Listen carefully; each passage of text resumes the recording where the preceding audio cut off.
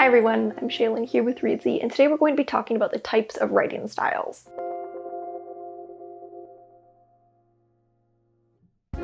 In your own reading, you've probably come across a very wide array of different writing styles, and there's often debate about what is the ideal writing style, or maybe not debate, but different people kind of just seem to hold different types of writing styles to the highest standard.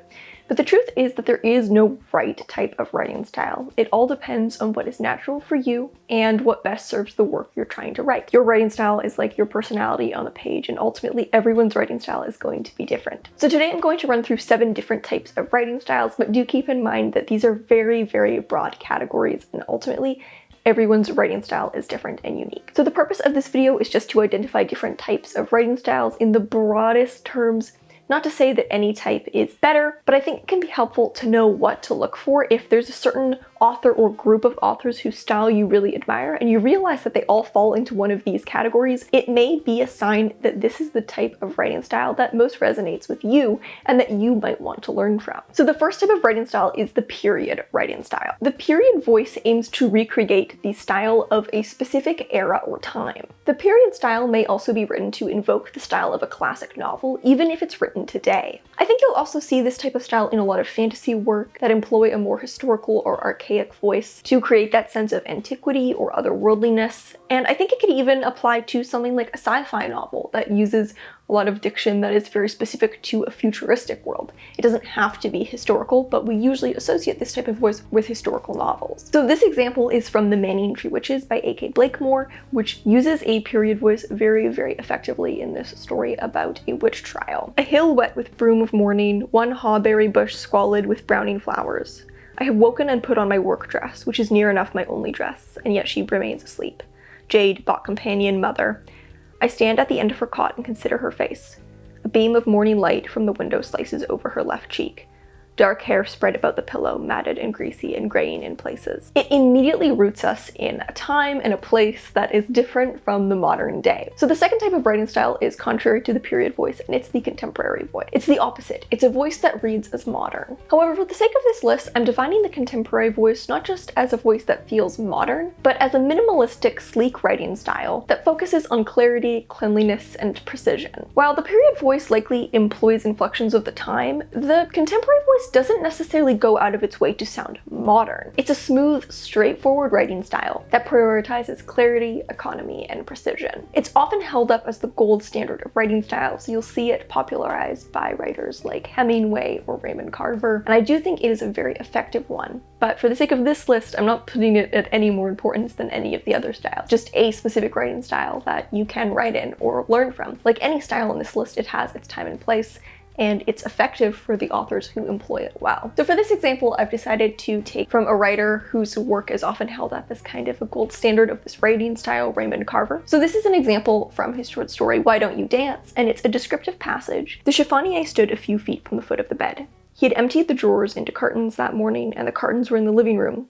A portable heater was next to the chiffonier. A rattan chair with a decorator pillow stood at the foot of the bed. The buffed aluminum kitchen set took up a part of the driveway.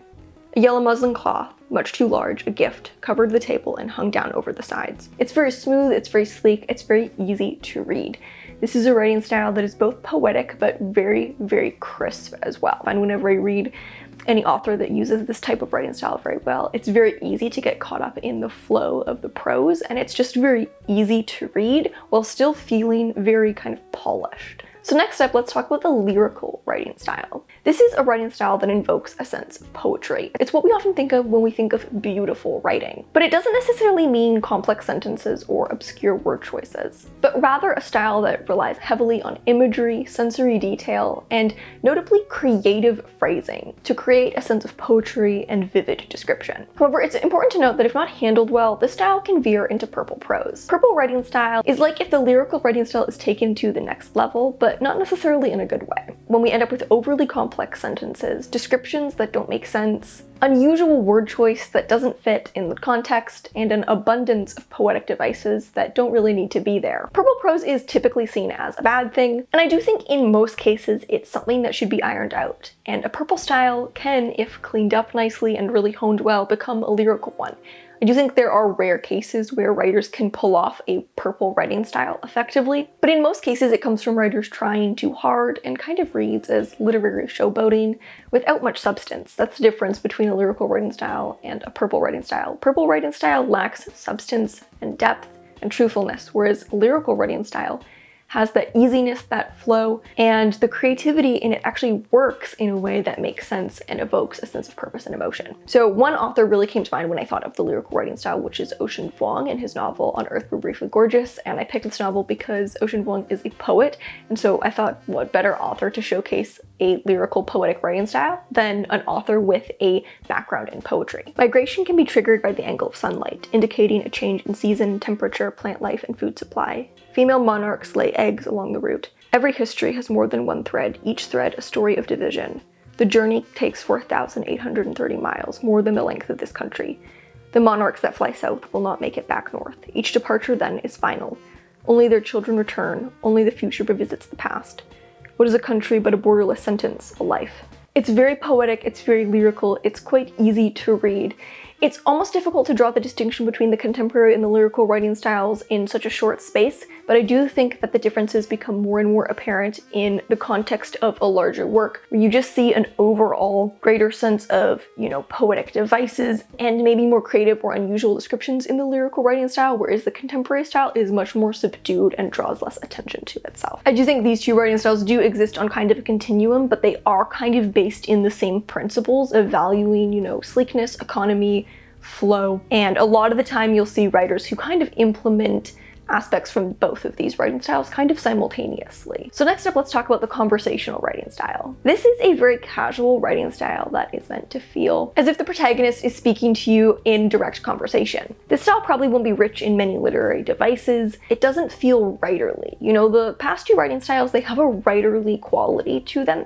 They feel written, whereas the conversational writing style feels spoken. It's rich with personality and it feels more how a real person would speak rather than how a writer would write. It doesn't have that writerly flourish, but because it's so conversational and casual, there's a real intimacy and life to it. So the example that I picked is from How to Set a Fire and Why by Jessie Ball, which has such a impactful and very casual sounding conversational writing style that works really well because it's so rich with tone and personality. Some people hate cats.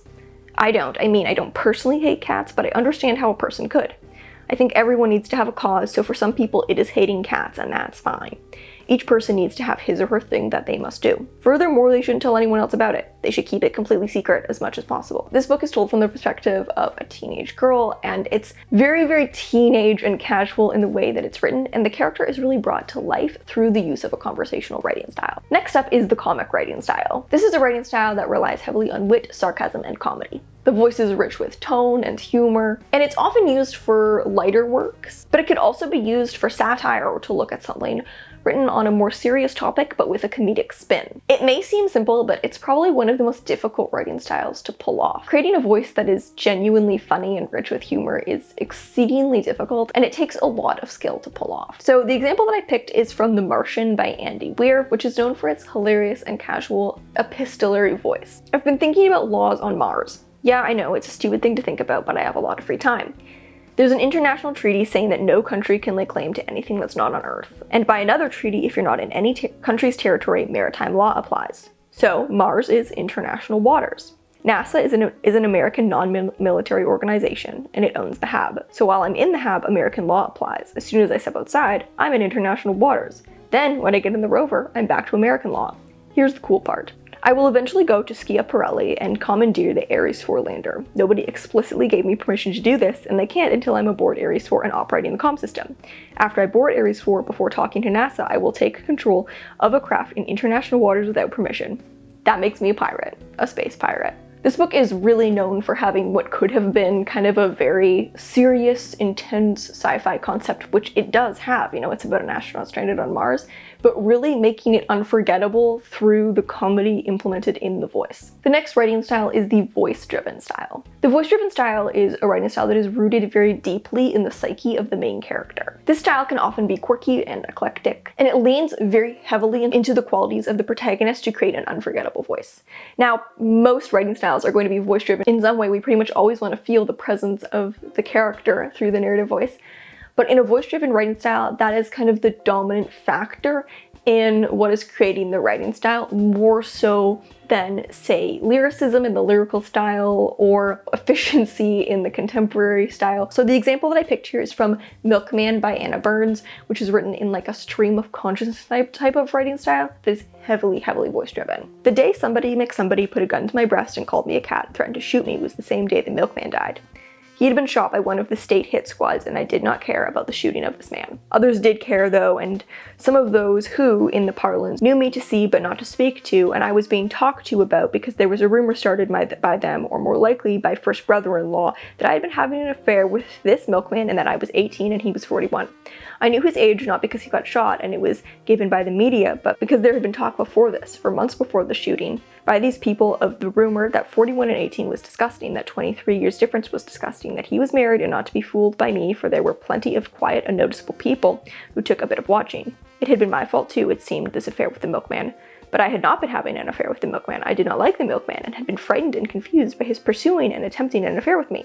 I did not like first brother-in-law either. As you can tell, it's deeply rooted in the psyche of the main character. It reads a stream of consciousness. Even many of the word choice used, such as referring to a character as somebody, McSomebody, is very deeply in the voice of the main character. And the final writing style is the experimental writing style. This is a writing style that breaks some kind of fundamental rule in order to do something new and unprecedented. Experimental writing styles can be a gamble to pull off. They need to be done intentionally, but if done well, they can create something unforgettable, which I think is the case with the novel I picked as the example, Girl, Woman, Other by Bernardine Evaristo, which won the Man Booker, which actually Milkman also won the Man Booker. So I think it goes to show that these types of writing styles, these very experimental voice-driven writing styles, are very difficult to pull off. But if you can pull them off well, they can really resonate. Amma is walking along the promenade of the waterway that bisects her city. A few early morning barges cruise slowly by. To her left is the nautical-themed footbridge with its deck-like walk and sailing mast pylons. To her right is the bend in the river as it heads east past Waterloo Bridge towards the Dome of St. Paul's. She feels the sun begin to rise, the air breezy before the city clogs up with heat and fumes.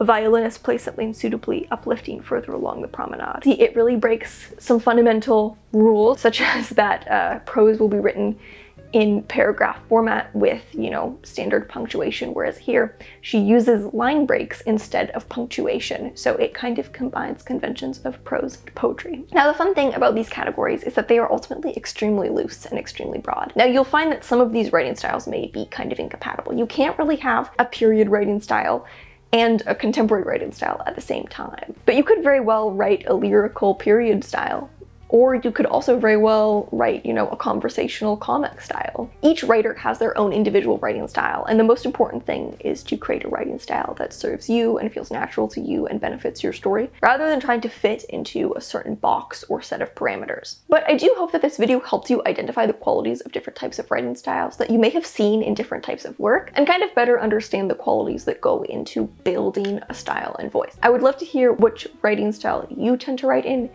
Thank you so much for watching. If you have any questions, you can leave them in the Google form linked in the description, and they may be answered in an upcoming Q&A. Remember to subscribe and turn on notifications so you don't miss any new videos from us. We've got new writing, editing, and publishing tips every Friday on this channel. Until next time, bye!